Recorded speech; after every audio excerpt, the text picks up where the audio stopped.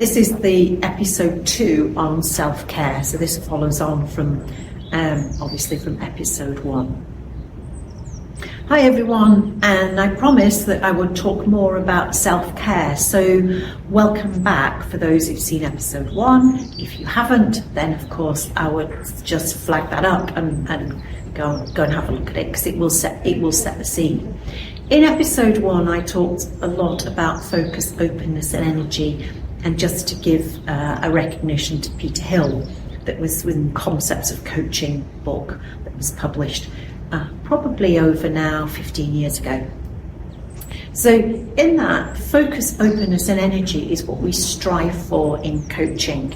And really your self-care is absolutely critical, because in fear of repeating myself, that is what the client is actually purchasing. Whether they purchase that from hard-earned cash, or they purchase that through time, or in whatever relationship, they are contributing to that. They're giving their time and expecting, and vice versa. And that's why they're hiring you, whatever relationship that means for you. So what I want you to think about in this episode is working on working for yourself. How do you prove and demonstrate to your client that you are putting everything in there? Working on presence. Working on your presence, maintaining your presence in a session, being the best coach you can be, ditching all that stuff that might come in. So the voice in your head. So often when you're coaching, there's a voice in your head that is focused on the client. I always think, well, the other voice in your head, or the worst voice, if I can call it that, is the voice about yourself. There might well be something that's happened last night, this morning, something before a session. It could be something to you. It could be that horrible journey in. It could be that difficulty with technology. It could be a child that's upset, a child that's sick. It could be a relationship, whatever it is that's going to cause that. Then if you're bringing it in the session, where is the space for the client? Where is the space for the client? And I would really ask you to think. In your head, I quite like the idea of thinking about a circle or a cake. So how much of that circle, how much of that cake, if the cake is time, is for the client? Or is your head full of stuff for you and you're trying to squeeze in the client and push away all the other stuff? If you're pushing away the other stuff, then possibly, and I'm being polite here, you're not fully present. You're not fully present because your brain is taken up. Your brain is taken up. Similarly, if your role is an operational one and you're asked to think creatively or strategically, I think you have to ditch that role for a time. You have to step out of it, and that could be a different space. It could be a different way of being whilst you're operating in a different role. So I want to recommend a few things that I find really helpful, that I've experienced, and this comes with a lot of years, some of which are new, and I've been operating since the last 4 or 5 years, some of which are quite old, and I know that they work for me. One I'm going to revisit from the first episode, and that's diet. I think that is absolutely critical.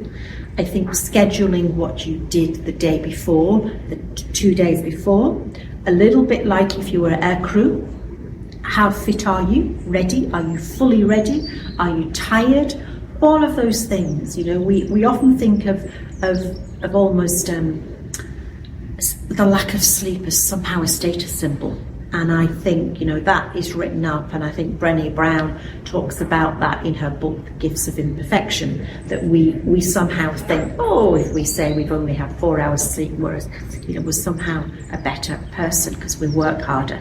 Actually, like an athlete, for coaching, you need to be well rested, you need to have space in your head, you need to be focused on the client. So one of the things I use, and I'm a real fan of, is something called morning pages, and that is an approach developed by a lady called Julia Cameron, and she covers this in a number of her books, but in particular The Artist's Way. And I would recommend that text. The Artist's Way features how you would work with morning pages, and also thinks about creative space, how you can create space. And she talks about artist dates, which is a lovely phrase.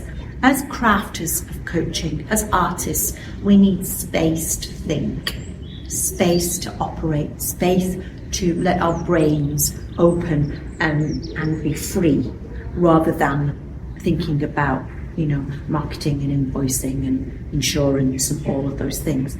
So morning pages and artist dates are really worth a look. Available obviously in book or Kindle form or whatever else. So think about that creative space. Also think about working in a different way. Where can you get the greatest brain space? So think about walking and coaching, walking and supervision, and more of that will come. You've probably seen some of the work I've done in that area, but again, that may well be in future episodes to give you some more detail. Think about capacity. How are you scheduling? I fully understand there's something called the revenue line. I fully understand that. But please be careful not to be a victim of your revenue line and money you're bringing in, and you're shoehorning extra sessions, because that will not pay off in the long run. Your best work is when you are ready, vibrant, able to listen, ready to be silent, ready to be curious. So really think about your scheduling capacity, and really think about scaffolding. And when I say scaffolding, I'm thinking about supervision. Have you invested in supervision? Have you invested in, you need to be able to connect as well with other coaches. So this work of self-care is critical to your performance.